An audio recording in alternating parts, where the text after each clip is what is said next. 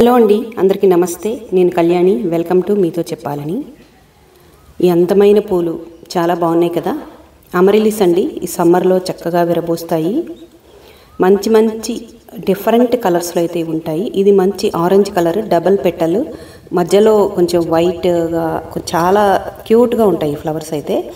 ఈ సమ్మర్లో బాగా పూస్తాయి. అయితే ఒక్కొక్కసారి పూలైతే పూయు, దానికి మనం ఏం చేస్తే పూలు పూస్తాయి అనేది ఈరోజు ఈ చిన్న వీడియోలో అయితే మనం తెలుసుకుందాం.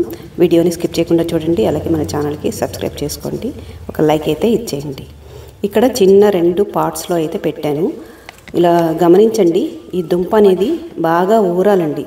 దుంప పెద్దదైతేనే ఫ్లవరింగ్ అనేది వస్తుంది. ఈ చిన్న పాట్లో పెట్టినా సరే ఇవైతే పూలైతే వస్తాయి, కానీ ఆకులు బాగా ఎక్కువ వచ్చేస్తుంటే మాత్రం ఫ్లవరింగ్ అనేది కొంచెం తక్కువగా ఉంటుంది. ఇక్కడ మరో పాట్ కూడా మీకు చూపిస్తున్నాను కదా. ఇది చిన్న పాట్ అయినప్పటికీ ఇందులో కూడా దుంప ఊరింది. దీనికి కూడా ఈ స్టెమ్ వచ్చింది, బడ్ అనేది పైకి వచ్చిందనమాట. ఒక 2-3 డేస్లో దాని నుంచి ఒక 3 లేదా 4 పువ్వులైతే రావడానికి వీలైతే అవుతుంది. నేను ఏం చేస్తానంటే, ఈ ఆకులు పువ్వులు పూయలేదన్నప్పుడు ఈ ఆకులు అవి కట్ చేసేస్తాను. ఇలా చేసేసిన తర్వాత మీకు ఎలాంటి టిప్స్ ఫాలో అయితే మొక్కలు పువ్వులు అనేవి వస్తాయనేది చూపిస్తాను.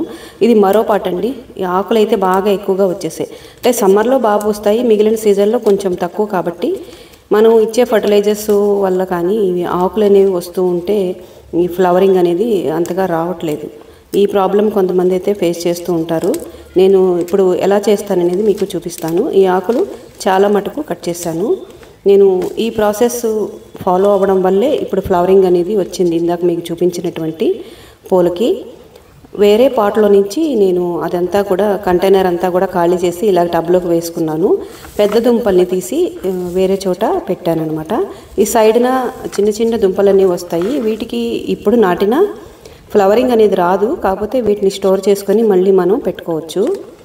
ఇప్పుడు ఈ వేరే పాట్లో ఉన్న పెద్ద దుంప చాలా పెద్దగా ఊరింది, కానీ దానికి ఫ్లవరింగ్ అనేది రావట్లేదు. మనం పెట్టే ప్లేస్ కూడా ఇంపార్టెంట్ అండి. ఎండ అనేది సరిపడినంత తగలాలి, వాటర్ అనేది ఎక్కువ ఇవ్వకుండా చూసుకోవాలి. ఏదైనా సఫిషియెంట్గానే ఉండాలి. నేను ఆ దుంపని తీసి పెట్టుకున్నాను. వేరే కంటైనర్ అనేది తీసుకొని దాంట్లో కొంచెం కంపోస్ట్, ఒక 2 గుప్పెళ్ళ కంపోస్ట్ అనేది వేస్తున్నాను. ఇది ప్రెస్ మడ్ కంపోస్ట్ అండి. ఈ కంపోస్ట్ అనేది వేస్తున్నాను. తర్వాత ఒక 1/2 స్పూను ఎప్సమ్ సాల్ట్ అనేది వేస్తున్నాను. ఎప్సమ్ సాల్ట్ వేయడం వల్ల గ్రోత్ బాగుంటుంది. తర్వాత మొక్క షాక్ గురవకుండా ఉంటుంది. మనం రిపోర్టింగ్ చేసేటప్పుడు నేను నీడలోనే చేస్తున్నాను. ఈ సమ్మర్లో ఏదైనా సరే నీడలోనే చేసుకోవాలి. అయితే దుంపలు అనేవి అంతగా పాడవడం అనేది ఉండదు. ఇది చూసారా, పెద్ద ఉల్లిపాయలా ఉంది. కింద వేళ్ళు అయితే కట్ చేసేసాను. ఇప్పుడు దీన్ని ఈ కంటైనర్లోకి మారుస్తున్నాను. ఫ్లవరింగ్ రానప్పుడు ఇలాగా వేరే పాట్లోకి రీపాటింగ్ చేసుకొని దానికి ఫర్టిలైజర్స్ అవి ఇస్తూ ఉంటే తప్పనిసరిగా ఫ్లవరింగ్ అనేది వస్తుందండి. ఇదైతే మనం ఖచ్చితంగా గమనించాల్సిన విషయము. మరొకటి కూడా, ఒకవేళ మనం కంటైనర్లోంచి తీయలేని పరిస్థితి వస్తే దాన్ని కొంచెం చితకొట్టినట్టు చేసినా కూడా ఇదివరకు నాకు వేరే మొక్కకి ఫ్లవరింగ్ అనేది అయితే వచ్చిందనమాట. ఇలా నేను ఈ పాట్లో అయితే రెడీ చేసుకున్నాను.